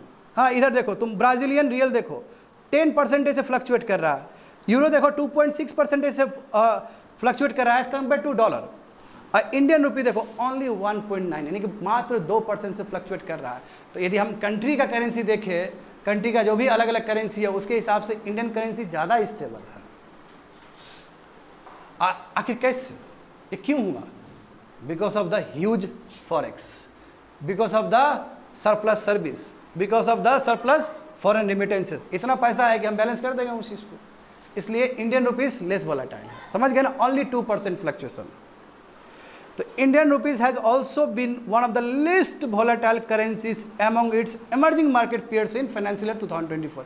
यानी कि जो भी डेवलपिंग कंट्री है उसके कंपेयर किया जाए तो इंडिया करेंसी जो है ज़्यादा स्टेबल है, बहुत कम फ्लक्चुएट कर रहा है। आगे देखो स्टूडेंट लोग। अच्छा, तो yes we have seen about the forex. Forex में कहाँ कहाँ से पैसा है वो भी हम लोग देख लिए, ठीक है ना। अब देखेंगे इंटरनल डेब्ट। तो भारत का इंटरनल डेब्ट कितना है, तो जूम करो तो हमारा जो इंटरनल डेब्ट है लगभग $663 बिलियन है। 663 बिलियन यानी कि फॉरेक्स से ज़्यादा है, फॉरेक्स से ज़्यादा है। मगर चिंता करने वाली बात तो नहीं है, समझे। देखो जो भी हमारा जो भी हमारा डेब्ट है इसको बोलते हैं एक्सटर्नल डेब्ट, ठीक, कर्ज है। पब्लिक डेब्ट अलग है, एक्सटर्नल डेब्ट अलग है। पब्लिक डेब्ट होता है फिजिकल डिफिसिट के अकोमुलेशन के वजह से, दैट इज अ पब्लिक डेब्ट। ये जो एक्सटर्नल डेब्ट है सरकार कितना ले रही है कर्ज। जैसे एग्जांपल देखो, सबसे अधिक जो हमारा कर्ज है वो तुम्हारा डॉलर डिनोमिनेटेड में है 55%। उसके बाद सेकंड में जो आता है वो इंडियन रुपीज़ में है, मसाला बॉन्ड। तो 55% एंड सेकंड क्या है तुम्हारा इंडियन रुपीज़, और उसके बाद यूरो सब में भी है, वो कम है। समझ पा रहे हो ना स्टूडेंट। तो लगभग 660 या 670 के आसपास कह सकते हो बिलियन डॉलर का हमारा क्या है, एक्सटर्नल डेब्ट है। तो तुम्हारे मन में ये सवाल आएगा कि फॉरेक्स तो हमारे पास केवल 650 बिलियन डॉलर है, मगर जो एक्सटर्नल डेब्ट है वो कितना है, 660 है, वो ज़्यादा है। तो क्या प्रॉब्लम भी होगा? कोई प्रॉब्लम नहीं होगा। हमारा मैक्रो इकोनॉमिक इंडिकेटर ज़्यादा बेटर है, ठीक है। वो डेब्ट है, कोई बड़ी बात नहीं, क्योंकि उसमें से बच्चे लोग अच्छे सुनो, उसमें से जो शॉर्ट टर्म डेब्ट है वो मात्र 20% है, 18.7 मतलब 20% है। और शॉर्ट टर्म डेब्ट यदि सबसे ज़्यादा हो तो वो प्रॉब्लम क्रिएट करता है, क्योंकि शॉर्ट टर्म में रोल ओवर रिस्क रहता है, क्योंकि आपको 1 साल के अंदर उसको चुकाना होता है। तो अच्छी बात है कि 80% जो हमारा डेब्ट है, एक्सटर्नल डेब्ट है, वो लॉन्ग टर्म डेब्ट है, शॉर्ट टर्म डेब्ट नहीं है। समझ, आराम चुकाएंगे, बाबू आराम चुकाएंगे, कोई दिक्कत ही नहीं है, समझा, कोई दिक्कत नहीं है। 20% के लिए दिमाग लगेगा और उतना हो जाएगा। कंट्री इतना बड़ा है, जीडीपी देखो ग्रोथ अच्छा हो रहा है, will take care of it, समझे। अब पब्लिक डेब्ट कितना है भारत का, 81% ऑफ जीडीपी। तो ये जो है आपका $660 बिलियन, ये जीडीपी का कितना अमाउंट होगा, ये आपका लगभग 19 to 20% हो जाएगा जीडीपी का। तो हमारा जो जीडीपी है लगभग कितना जीडीपी है हमारा, $3.7 ट्रिलियन के आसपास है ना। इस बार देखेंगे बजट में कितना है। अभी तक तो यही सुन रहे हैं हम लोग 3.7 to 3.8 ट्रिलियन डॉलर का। उसमें से लगभग 19 से लेके 20 या 20% भी कह सकते हो, रफली 20% हमारा एक्सटर्नल डेब्ट है, समझे। देखो यहाँ पे तो इंडियाज एक्सटर्नल डेब्ट vulnerability indicators continue to be benign. External डेब्ट कितना है तुम्हारा, जीडीपी का केवल 20% है, जो कि बहुत कम है, बहुत कम है। तुम देखोगे बच्चे लोग जान के हैरान हो जाओगे। तुम चाइना को देखो, तुम जापान को देखो, तुम इसको देखो, यूनाइटेड स्टेट्स को देखो, तो इन लोगों का तो अब बहुत ज़्यादा है। उसे कंपेयर में तो हम लोग बेस्ट पोजीशन पे, मात्र 20% है, समझ गए।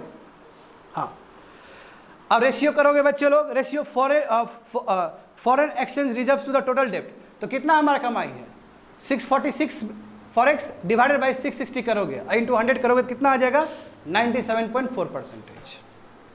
क्योंकि न्यूमरेटर में क्या है, न्यूमरेटर में क्या है बताओ तो, न्यूमरेटर में ज़्यादा अमाउंट है, न्यूमरेटर में 660 के आसपास है, ऊपर कितना है 646 के आसपास है। तो 1 से तो कम ही आएगा, उसको 100 से मल्टीप्लाई करोगे तो कितना हो जाएगा, 97.4%। समझ गए। कोई पूछेगा कि रेशियो क्या है तो बता देना मोर देन 90%। मगर ये मैक्रो इकोनॉमिक इंडिकेटर ठीक ही है, ठीक है, कई का इससे भी ज़्यादा होता है। अच्छा यहाँ पे देखो, चलो हाँ ठीक है, फॉरेन एक्सचेंज रिजर्व देख सकते हो, सेम चीज़ यहाँ पे भी लिखा है। हाँ, और जीडीपी का देखो एक्सटर्नल डेब्ट टू जीडीपी रेशियो देखो उसमें ग्राफ में, 18.7 हुआ, इससे पहले 19% था, 19% 21, तो हम कह सकते हैं कि 19-20% के आसपास जीडीपी का, है ना। एक यदि ग्राफ खींचा जाए, एक ट्रेंड खींचा जाए, तो 19 से 20% हमारा जो एक्सटर्नल डेब्ट है वो जीडीपी का है। आगे देखो रेमिटेंसेस में, बिल्कुल आज फॉरेक्स जो बढ़ा है तो इसमें क्रेडिट इसको भी जाता है, रेमिटेंसेस को। देखो भारत वर्ल्ड का नंबर 1 कंट्री है in terms of foreign remittances. $120 billion आया है पिछले साल, प्रीवियस फाइनेंशियल ईयर में। वर्ल्ड बैंक ने भी ये रिपोर्ट दिया था ना, $120 बिलियन का। और सेकंड जो है वो डिस्टेंट सेकंड है, यानी कि जो सेकंड है बहुत नीचे है, मैक्सिको है, $66 बिलियन। तो कह सकते हो कि लगभग डबल भारत को मिल रहा है। और उसके बाद चाइना सब आता है, समझ गए। तो देखो यहाँ पे क्या लिखा गया है, जो भारत को जो सेकेंडरी इनकम मिल रहा है, जो फॉरेन रेमिटेंस मिल रहा है, वो सेकंड कंपोनेंट है भारत को फाइनेंस करने की ओर, फाइनेंस में। फर्स्ट कंपोनेंट क्या है, सर्विस है, क्योंकि सर्विस से हमें लगभग $125 बिलियन मिला है 2024 में, और आने वाले समय में ये 4% से ग्रोथ करके लगभग $130 बिलियन हो जाएगा। समझ गए स्टूडेंट। और 2023 में हाँ भारत में कितना रिकॉर्ड एवर हुआ, $120 बिलियन तुम्हारा सेकेंडरी इनकम फॉरेन रेमिटेंस से आया है। और देखो ये अधिकतर जो ये फॉरेन रेमिटेंस भारत को आता है, कहाँ से आता है, वही तुम्हारा ऑयल एक्सपोर्टिंग कंट्रीज, वही मिडल ईस्ट से आता है, सऊदी अरब से आता है, दुबई से आता है, यहीं से आता है। अच्छा ये भी देखना बहुत जरूरी है। जस्ट हम लोग बात कर रहे थे फूड इन्फ्लेशन का, और जस्ट इसमें देखने का प्रयास किए थे कि इकोनॉमिक सर्वे मॉनेटरी पॉलिसी को क्या बोल रहा है कि कोर इन्फ्लेशन आप आधार बना के चलो अपने मॉनेटरी पॉलिसी के लिए। सही बात है। यहाँ पे देखो इस फिगर में देखो बच्चे लोग, फूड गेन प्रोडक्शन देखो कम हो गया है 328.9, यानी कि 329 बोल सकता हूँ ना मैं, यानी कि पिछले साल जो प्रोडक्शन हुआ, फूड गेन प्रोडक्शन हुआ, उसके कंपेयर में 1 मिलियन टन कम हुआ है इस बार, जो कि अपने आप में बहुत सरप्राइजिंग चीज़ है। नहीं तो अन्यथा हम लोग क्या देखते हैं कि food gain production per year बढ़ता है। तो इसका रीज़न क्या होगा, एक तो रीज़न क्लाइमेट चेंज होगा, वही मानसून होगा, अनप्रिडिक्टेबल मानसून होगा। समझ गए। जब प्रोडक्शन कम हो रहा है तो इन्फ्लेशन भी तो कम होगा। सप्लाई साइड कांस्टेंट हुआ कि नहीं हुआ ये। हाँ यहाँ पे देखो स्टूडेंट, जो फूड इन्फ्लेशन है सीपीआई के हिसाब से देखोगे तो वो बढ़ा है। बताओ फूड इन्फ्लेशन फाइनेंशियल ईयर 2022 में, यानी कि 21 और 22 में कितना था, 3.8% था फूड इन्फ्लेशन सीपीआई में। वो बढ़ के देखो 6.6% हो गया। अभी बढ़ रहा है ना, 7 और 8 चला जाएगा। फूड इन्फ्लेशन तो बहुत ज़्यादा है कंट्री में। तो extreme weather, lower reservoir level, पानी नहीं है, और तुम्हारा क्रॉप डैमेज, ये सब रीजन है जिसकी वजह से जो आउटपुट है, प्रोडक्शन है, वो कम हुआ है। समझे। और यही कारण है कि देखो कंपेयर करोगे पिछले साल से पिछले साल को, तो पता चलेगा कि 1 मिलियन टन्स कम हुआ है, which is not good for the country, क्योंकि पॉपुलेशन तो बढ़ते चला जा रहा है, एस्पिरेशन तो बढ़ते चला जाएगा। समझ गए। चलो आगे देखते हैं। Public distribution of food grains, यानी कि सरकार जो प्रोक्योरमेंट करती है फूड ग्रेन्स को, करती है ना, पीडीएस चलाती है सरकार। देखो यहाँ पे देखो, तो पब्लिक डिस्ट्रीब्यूशन देखोगे तो जितना है, अभी कितना है बच्चे लोग, कितना देखे थे, प्रोडक्शन कितना हो रहा है कंट्री में, फूड प्रोडक्शन 328 हो रहा है ना। तो इसका 20% भारत सरकार क्या करिए, प्रोक्योर करिए। इसका 20% कितना हो जाएगा, लगभग 60 मिलियन टन्स। तो 60 मिलियन टन्स कर रही है। बिल्कुल यहीं पे WTO में ऑब्जेक्शन होता है कि 10% से आप ऊपर नहीं कर सकते हो। यदि आप 10% से ऊपर करोगे तो आपको जो बाली का जो पीस क्लॉज है उसको इन्वोक करना पड़ेगा। देखो समझे। तो फाइनेंशियल ईयर 2022 में 21.6% कर रहे थे, बट उसे कंपेयर में कम हुआ, लगभग 20% हुआ है। हाँ देखो सेंट्रल गवर्नमेंट का स्कीम देखो, अब पीडीएस जितने भी प्रोग्राम चल रहे थे फूड ग्रेन से रिलेटेड सबको सब्सिड्यूट कर दिया गया है ना, और लगभग 82 करोड़ पीपल को टारगेट किया जा रहा है तुम्हारा पीडीएस में, क्योंकि सबको मर्ज कर दिया गया। अंत्योदय अन्ना योजना, house hold and priority sector, priority house hold सबको ऐड कर दिया गया। अब अलग अलग नहीं मिलेगा, सबको साथ में मिलेगा। समझ गए। हाँ स्टूडेंट, इसमें देखो, इसमें तुमको food public distribution of food grains as percentage of net availability वो दिखेगा। जैसे इस बार कितना 20% है ना, तो एक ग्राफ तुमको नजर आएगा। हाँ कोविड के टाइम में ये बढ़ गया होगा ना।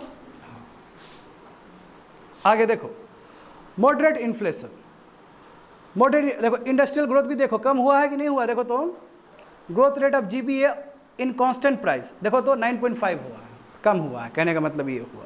सर्विस सेक्टर बीच में कम हुआ गया, वो सर्विस सेक्टर देखो कोविड के टाइम में कोविड के टाइम जानते हो सब जरा प्रभावित हुआ है, तो सर्विस प्रभावित हुआ है, टूरिज्म से, रियल इस्टेट से, फिर उसके बाद ग्राफ बढ़ा है।